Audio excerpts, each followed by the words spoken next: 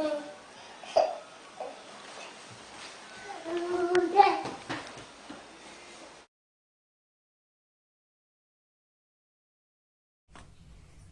Darren Murphy, and I'm cool, dude. Go Jackson! Go Jackson!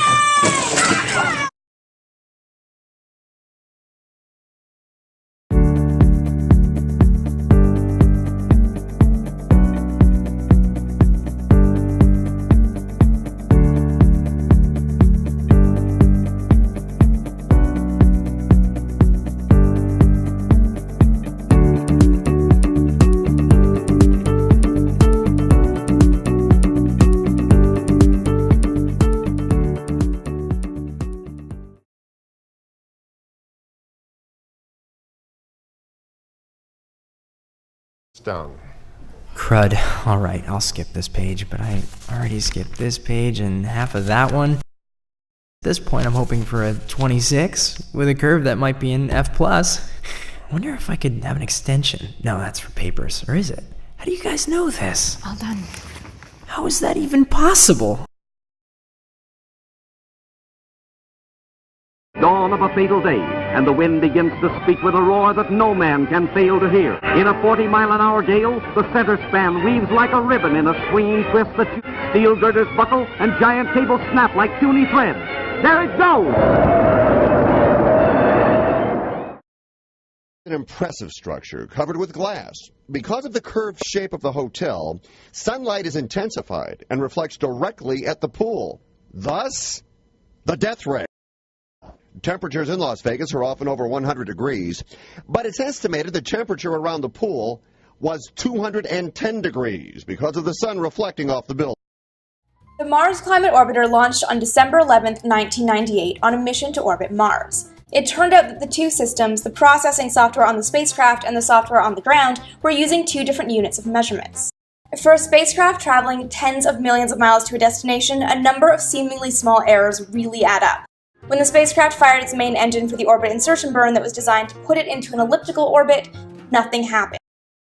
So while we know the root cause of just what went wrong, we'll never know exactly what happened to the Mars Climate Orbiter.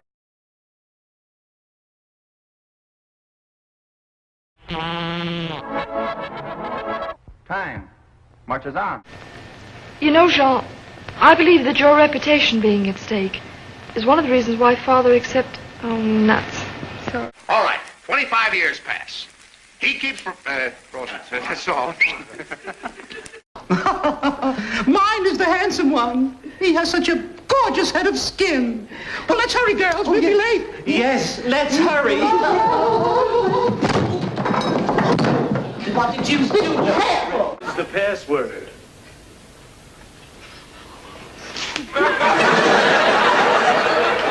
I hate to tell you. But we gotta do it again. There you go, Andy. Well, you gotta start him young, Mom.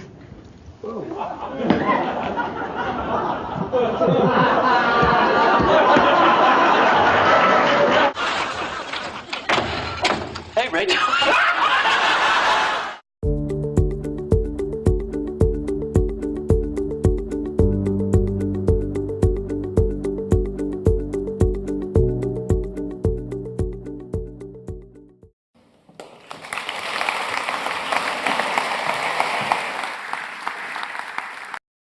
Who makes mistakes? Everybody, absolutely. Human beings make mistakes. All human beings make mistakes. There are no exceptions. Every single error that we make, we tend to over-exaggerate and see as a disaster. We can't get there. We'll never get there. It's as if an error, a mistake, a failure means no success. But what I'd like to suggest is that's not the case. And if we're able to understand failure and failing well and create a failing well culture, well, then we can create the best path to success. I've learned these things here. First, failing well means learning, especially the difficult feedback. In fact, if you can take something from the difficult feedback, that's usually the most important information. Second one, if you're too short-term about how you see things, you're probably creating, without knowing it, the basis for a long-term disaster. Third, accountability doesn't mean punishing people. It means understanding that you're part of the process. And finally, if we can create a no-blame culture, then basically we automatically have more openness. So in other words, there's much more information that comes out.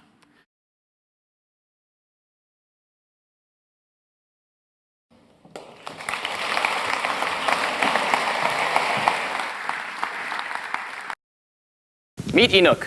He's a pretty happy guy. And I'd be pretty happy too if this was the first time that my community had just gained access to fresh water. 5 million more people like Enoch in Malawi have gained access to fresh water. So one of our staff members in Malawi, this is Owen, was visiting one of those water points. And it was a gravity-fed system that was commissioned by the Canadian government and finished about 1.5 years ago. Some of them weren't working. And so we asked the community about, like, well, how many of these aren't working? And they said, well, out of 113, 81. 81. The problem with this project was that even though the infrastructure was all built, there was no thinking about who was going to maintain this system.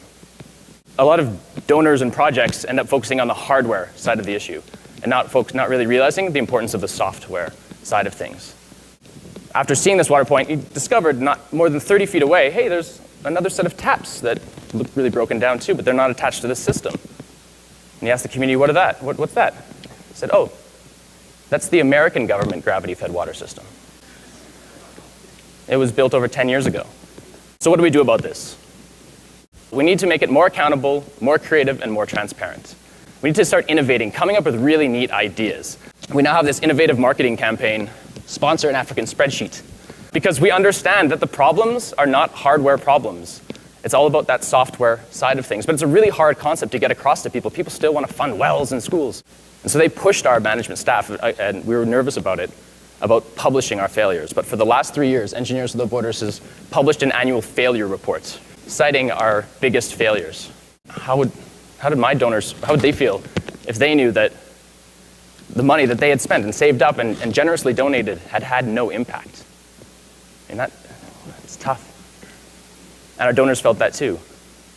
But once they started reading the failures, they understood the power of those lessons learned and realized it's an injustice not to be sharing these.